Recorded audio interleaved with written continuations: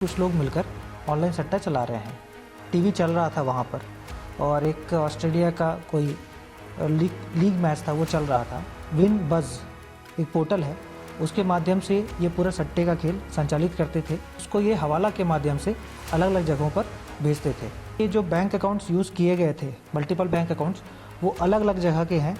सरगुजा की कोतवाली पुलिस ने जो ऑनलाइन सट्टा के एक बड़े खेल का पर्दाफाश किया है। इस मामले में 4 आरोपी गिरफ्तार किए गए हैं और सबसे बड़ी बात यह कि संभाग की अब तक की यह सबसे बड़ी कार्रवाई है, जहां पर सैकड़ों जो एटीएम कार्ड मिले हैं, मोबाइल फोन की संख्या करीब 70 से ज्यादा है और आशंका यह भी है कि इसके तार हवाला से भी जुड़े हो सकते हैं। सरगुजा पुलिस अधीक्षक योगेश पटेल साहब हमारे साथ मौजूद हैं। सर, सबसे पहले जो कार्रवाई हुई उसकी सूचना कैसे पुलिस को मिली और किस तरह से इस पूरे जो घटना है, इस पूरे जो मामले का पर्दाफाश किया गया? देखिए, सरगुजा पुलिस लगातार सट्टे के ऊपर इंफॉर्मेशन कलेक्ट करके उनके ऊपर कार्रवाई करती रही है। इसी प्रकार से जो सट्टे के पहले जो खिलाते रहे हैं, जो आरोपी रहे हैं अलग अलग प्रकरणों में, उनकी भी पतासाजी की जा रही थी। तो इसी बीच एक सूचना प्राप्त हुई कि जयस्तंभ चौक के पास जो सुधीर गुप्ता जहां पे निवास करता है, वहां पे कुछ लोग मिलकर ऑनलाइन सट्टा चला रहे हैं। तो इसी सट्टे की सूचना पे कोतवाली पुलिस और साइबर की टीम सीएसपी अंबिकापुर के निर्देशन में, उनको लीड कर रहे थे सीएसपी अंबिकापुर, वो पूरी टीम गई वहां पर। और जब देखा गया कि टीवी चल रहा था वहां पर और एक ऑस्ट्रेलिया का कोई लीग मैच था वो चल रहा था, और उसके अलावा फिर बहुत सारे मोबाइल फ़ोन्स और बैंक अकाउंट्स के पासबुक, एटीएम कार्ड, ये सारी चीज़ें जब वहाँ पर मिली तो समझ आ गया कि ये लोग सट्टे का काम करवा रहे हैं। तो फिर उस रूम की पूरी चेकिंग की गई अच्छे से।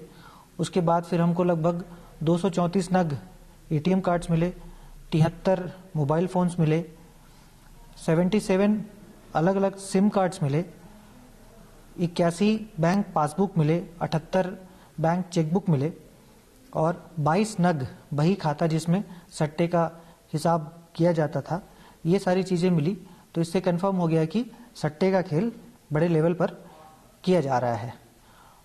वहाँ पर से फिर जो जगह था, वहाँ से 4 आरोपियों को अरेस्ट किया गया। उनसे पूछताछ की गई तो उन्होंने बताया कि ये व्हाट्सएप और विन बज़ एक पोर्टल है, उसके माध्यम से ये पूरा सट्टे का खेल संचालित करते थे। ये लोग मल्टीपल अकाउंट्स यूज़ करते थे, जिसमें कुछ अकाउंट्स में ये जो सट्टा खेलने वाले हैं उनसे पैसे लेते थे और कुछ अकाउंट्स के थ्रू ये लोग जो सट्टा खेलने वाले हैं उनको पैसे वापस करते थे। इनके पास मल्टीपल एटीएम कार्ड्स मिले हैं, उनके थ्रू ये जो सट्टे का पैसा है उसको अलग अलग एटीएम से इसको विड्रॉ करते थे और जो पैसा ये कलेक्ट करते थे, हमको ये सूचना जो कि अभी पुख्ता नहीं हुई है, परंतु ये लगभग ऐसा लग रहा है कि ये जो एटीएम से विड्रॉ करते थे कैश, उसको ये हवाला के माध्यम से अलग अलग जगहों पर भेजते थे। हमको अभी लगभग 16 बैंक्स के डिफरेंट अकाउंट्स मिले हैं। इनमें से अलग अलग अकाउंट्स में हम पता कर रहे हैं कि कितने का ट्रांजैक्शन हुआ है। एक बैंक जो कि बैंक ऑफ महाराष्ट्र है, उस पूरे बैंक में लगभग 30 अकाउंट थे। उन 30 अकाउंट में से लगभग 15 करोड़ की ट्रांजैक्शन राशि का पता चला है। उसी प्रकार से हम जो बाकी बैंक से उससे भी संपर्क में हैं और टोटल ट्रांजैक्शन वैल्यू कितना है इसकी हम अभी पतासाजी कर रहे हैं। इसमें एक और बात सामने आई है कि ये जो बैंक अकाउंट्स यूज़ किए गए थे, मल्टीपल बैंक अकाउंट्स, वो अलग अलग जगह के हैं, अलग अलग व्यक्तियों के द्वारा ये बैंक अकाउंट्स बनाए गए हैं। एक जो प्रार्थी है वो सूरजपुर के थे, उनसे हमने पता किया कि आपका ये बैंक अकाउंट कैसे खोला गया। तो उन्होंने बताया कि ये बैंक अकाउंट मैंने नहीं खोला है, वो बैंक अकाउंट जो था वो सिकंदराबाद का था।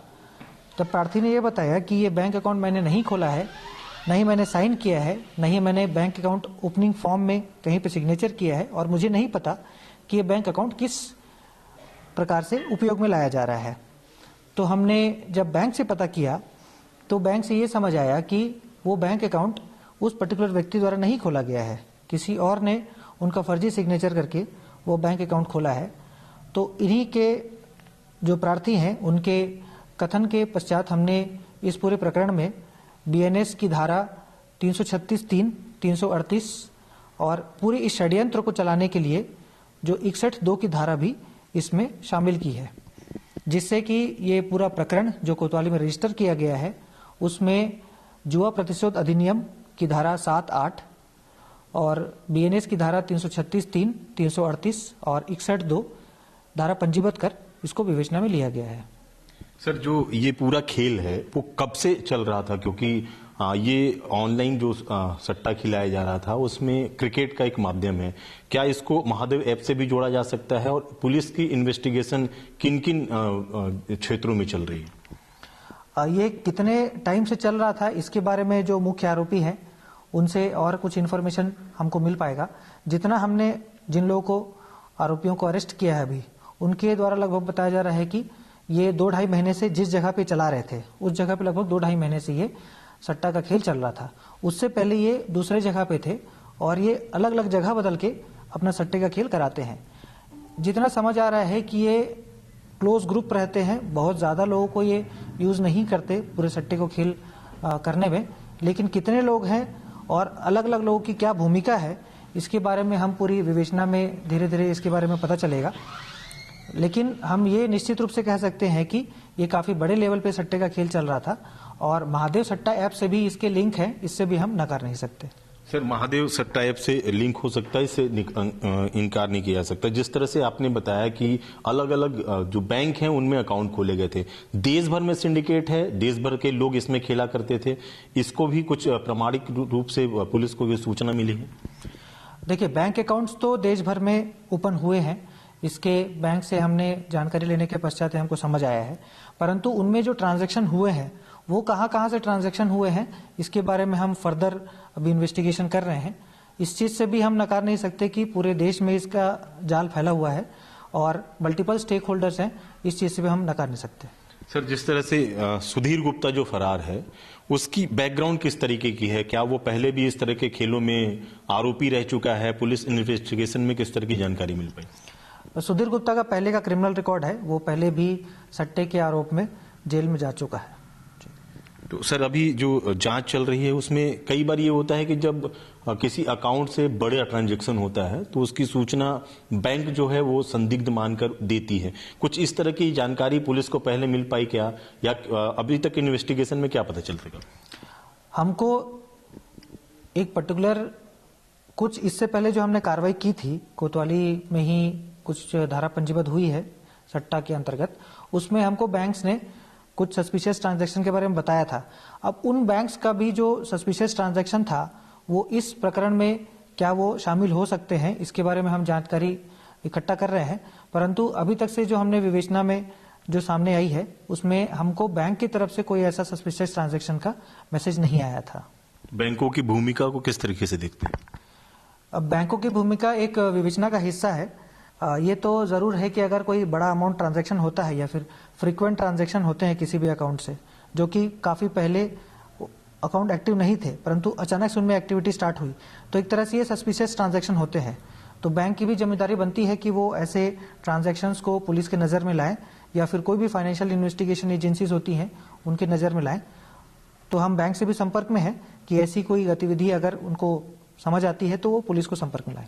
सर, जो आप बता रहे हैं कि जिस तरफ से पूरे जो ये खेल है वो व्हाट्सएप ग्रुप के जरिए खेला जाता था, एक ग्रुप में कितने लोग शामिल हैं और उसमें कुछ ऐसा संदिग्ध नजर आया क्या कि ये जो हवाला का जो कारोबार है या फिर कुछ इस तरीके की जो कड़ियां जुड़ती नजर आ रही क्या? देखिए, मुख्यतः हमको ये समझ आया है कि ये व्हाट्सएप अलग अलग ग्रुप्स बना रखे थे, जैसे कि एक विन 52 ग्रुप इनका समझ आया है जिसमें मल्टीपल लोग हैं।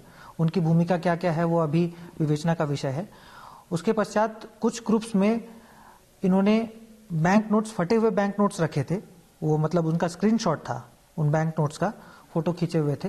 तो बैंक नोट्स को देखने के पश्चात ये समझ आ रहा है कि हवाला का कुछ तो इन लोगों ने उपयोग किया होगा मनी को ट्रांसफर करने के लिए। अभी जो प्रारंभिक तौर पे हालांकि ये सवाल होगा, लेकिन जिस तरह से एक बैंक से 15 करोड़ का ट्रांजैक्शन हुआ है, पुलिस को क्या अनुमान है कि ये पूरा जो खेल है वो कितने का हो सकता है? अब ये तो समझ आ रहा है कि डेफिनेटली ये 100 करोड़ से ऊपर का होना चाहिए, परंतु मैं इसके बारे में अभी आधिकारिक पुष्टि नहीं कर सकता। हम बैंक के संपर्क में हैं, कुछ देर बाद में उनसे हमको जानकारी प्राप्त हो जाएगी। परंतु जो बैंक ऑफ महाराष्ट्र में जिसमें लगभग 30 अकाउंट थे उनमें 15 करोड़ की राशि का ट्रांजैक्शन अमाउंट समझ आ रहा है। ये फाइनल अमाउंट कितना जाएगा इसके बारे में मैं अभी कंफर्म नहीं कर पाऊंगा आपको। धन्यवाद सर। तो ये थे एसपी योगेश पटेल साहब, जिनका ये कहना है कि ये जो ऑनलाइन सट्टे का कारोबार है वो हवाला से भी जुड़ा हो सकता है, महादेव ऐप से भी इसके तार जुड़े हो सकते हैं और करीब जो इसकी राशि है वो 100 करोड़ के पार जा सकती है। हालांकि एसपी का ये भी कहना है कि ये पूरी विवेचना के बाद ही स्पष्ट हो सकेगा कि इनमें कितने का ट्रांजेक्शन हुआ, कितने लोग इसमें शामिल थे और जो बैंक अकाउंट है वो कहां खोले गए, उनमें कितने के ट्रांजेक्शन हुए हैं। ऐसे में कहा जा सकता है कि सरगुजा पुलिस के द्वारा एक बड़ी कार्रवाई की गई है और जो बड़ी मछलियां हैं वो अब पुलिस की पकड़ में आ चुकी हैं। ऐसे में देखना होगा कि जब ये खुलासे होते हैं, इसमें विवेचना आगे बढ़ती है तो और किस तरह से खुलासे होते हैं। कैमरामैन दीपक गुप्ता के साथ अभिषेक सोनी, IBC 24, सरगुजा।